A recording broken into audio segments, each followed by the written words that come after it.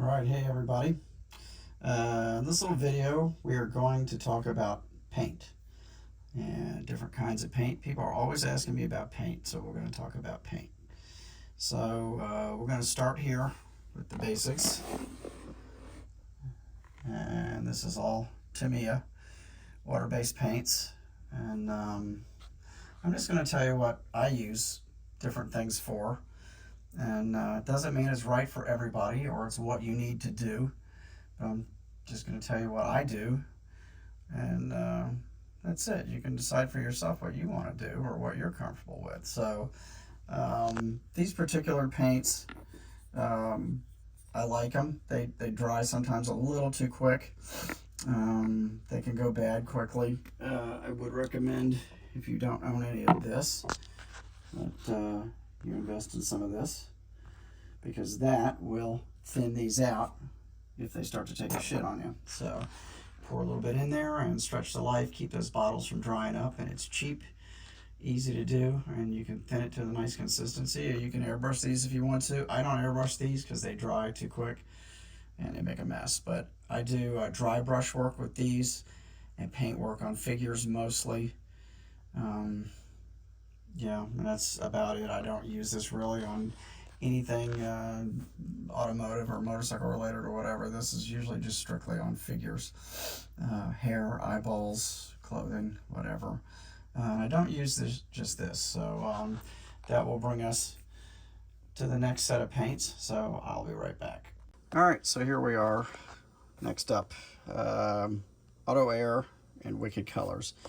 Auto Air's Createx, but this is not the Createx like the hobby paint that you're going to get at Hobby Lobby. So this is where you got to be careful, because even a good friend of mine, won't mention any names, got this kind of mixed up and was trying to spray the hobby stuff on models that was actually for t-shirts. So I'll just skip right on past that. My friend, you know who you are. He's one of my best friends, so I gotta mess with him a little bit. Anyway, so yeah, this is all Createx. So Auto Air is a water-based paint that will actually paint on metals and fiberglass and board and plastic models. But you have to prime your surfaces. So, you know, this is something that you got to do a little research on. So I started using this stuff when it first came out. It's been a long time. I don't know, maybe 15 years or more. And, of course, now they have the candies, the Candy O2.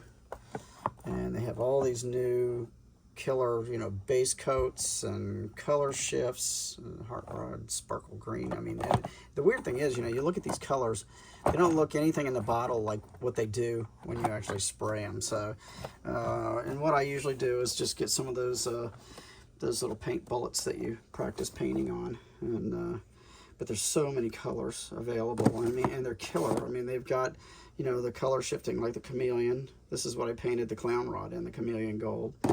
So there's a lot of neat stuff. There's and, you know, if you guys are wanting flakes and you're wanting sparklescence, you're wanting pearls, I mean, it's all here, you know, in these water-based paints. And it's still, to me, new technology for a lot of things. I like painting all my raw figures with this stuff. I use the silver, the Quicksilver.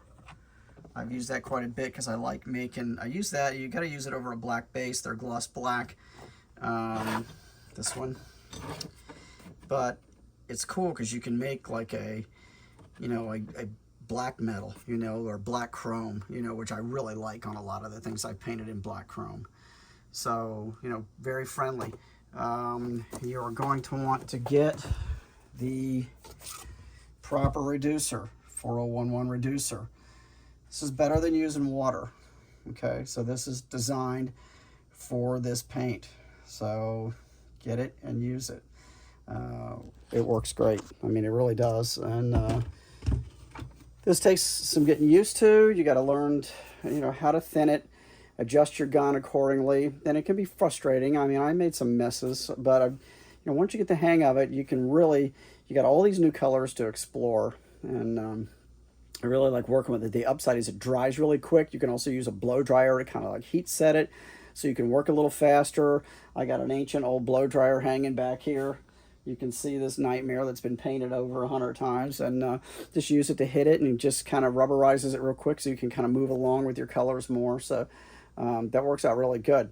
So yeah, so that's, you know, and having, you know, having the right guns. I have an assortment of guns for shooting different things, different size items. So, you know, it's just really a find what's right and fits you, and you'll be comfortable. I will tell you, knock everything over. This gun here, this Pache touch-up gun, this was a gift from my buddy Chuck. And let me zoom out. I'm a little too, there we go, I'm a little too zoomed in. This is a wonderful gun. This thing sprays so good.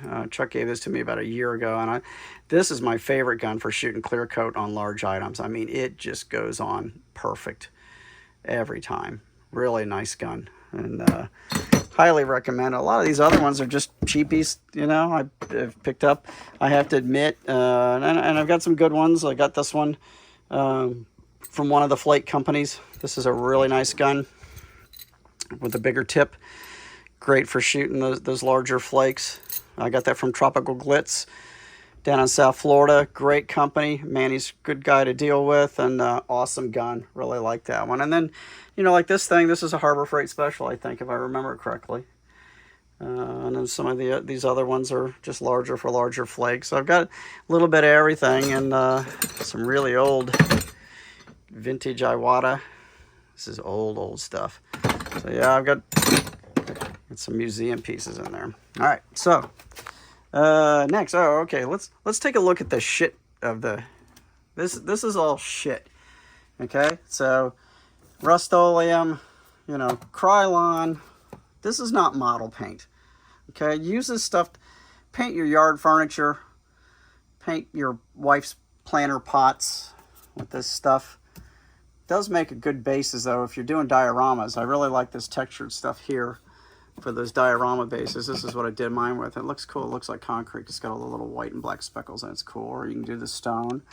But keep it for that. Don't use this stuff on your models. You know, I'm constantly telling people, I'm probably going to step on a lot of toes and make a lot of people mad, but it's not made for models. It's not plastic paint. And you're getting this just thick glop. You're burying your models. You're burying all your details. So, you know, stay away from that stuff. You know, spend a little more money and get the finish that you want. If you got to use a rattle can, which is fine, I mean, rattle cans are great. Like, here, let me show you.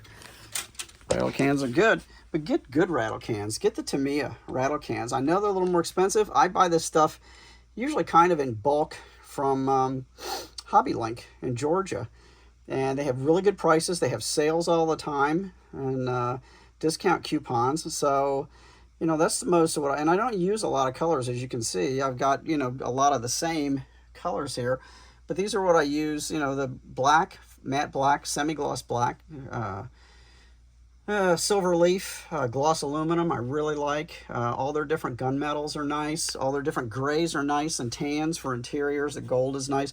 And this stuff, whoops, these are hybrid lacquers, so these dry extremely quick too, and you get a nice finish. And the secret is in the spray nozzle, and that's the difference between your Krylon and these cans. Krylon is throwing a ton of paint all over your models, all over your parts, and burying all the details. This is a nice fine mist that dries quickly.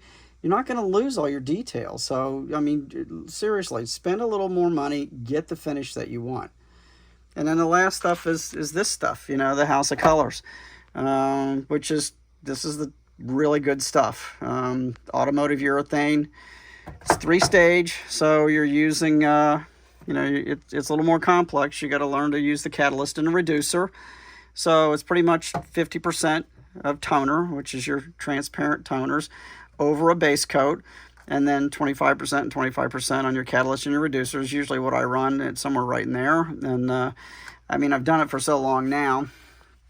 I kind of can do it in my sleep. And now, you know, they're offering, now you can buy these candy base coats, which are great. Like this is candy root beer.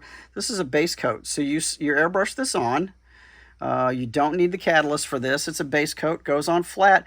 You clear over this, you got instant shiny candy. So you just shoot your clear right over top of that. Beautiful finish, single stage. You know, you do need the reducer, but the reducer is actually the cheap part. The catalyst is the expensive part of the, when you have to do the 3-stage, but the reducer is fairly cheap for a large jug of it. Going to last you a long time. You got your toners, your base coats. That's the good stuff. And your primers. I was just telling somebody, you know, go to AutoZone or Advanced. Spend a little more money on a good primer, and you won't be sorry. Okay, sandable primer if you need it. Primer sealer. Put this over those red and orange molded kits, and you will not have a problem because it's going to prime it, seal that plastic from bleeding up into your paint. This is where I made a mistake on that big Corvette a few months ago. Grabbed this one by accident, just a sandable. Didn't seal it, and that Orion Silver urethane sucked that red pigment right up out of that styrene, and pretty much, to me, ruined it. But I mean, it's got kind of an iridescent pink look to it, but it's not consistent. So to me, ruined a perfectly good model. So you know, so that's, you know, that's the secret of it. If you're going to hand paint some stuff, that's the other thing. I always tell people, I try to hand paint as little as possible on all my models. I do very little brush painting, except for on figures. You know, of course, you got to do details, but I build it up in layers. I'll do some brush paint. I'll go back over with the airbrush again, go back and brush paint some more, maybe hit it with the airbrush to highlight again. I might have to go back a little. So you're kind of building those layers, but it gives it that depth to these figures, and brings out all those little details and stuff when you paint like that. And it takes time to learn that process. I have a few good friends who really helped me out over the years with figure painting, and I'm still not great. I'm amazed by just some of the stuff you see these guys painting at Wonderfest and some of those big shows like that. They're so lifelike, so beautiful, the paintwork. I can't paint like that. Most of my stuff is more caricaturized, the colors, because I use a lot of odd colors, a lot of fluorescence, a lot of kind of sick colors on a lot of my creatures and stuff to, you know, to make them look that way. So, you know, that's just me. Again, do what makes you comfortable. Do what makes you happy. Paint for yourself. Don't paint for anybody else. Do whatever you wanted to. My longtime friend and mentor, Sonny DePalma, he always said, you know, one up yourself. Don't one up everybody else. Don't copy everybody else's work. Look at something and figure out what you think it should look like, what you think would be cool, and do it, and push yourself every single time to one up yourself, not somebody else. So that's what you want to do. So anyway, so that's paint, and get yourself good paint brushes. That's the other thing. I mean, if you're gonna brush paint some stuff, invest in some good brushes. A good brush, I mean, even the mediocre good ones are $8-10 a piece, but they will last you for years. Clean them properly, maintain them properly, they will last you for years. If you buy shitty paint brushes and the hairs are falling out of them constantly, ruining your stuff, not worth it. Double up on it. Buy one at a time here and there when you got a few extra bucks, and the next thing you know, you've got 25-30 good brushes, and you're set for a long time with a lot of good brushes. So just my advice, just something I wanted to share with you. And we've gone over the airbrush thing. I'm using antiques. I'm using Pachets a lot. My VL, still my standby. I've got a couple of H's, one for water-based, one for enamel-based stuff.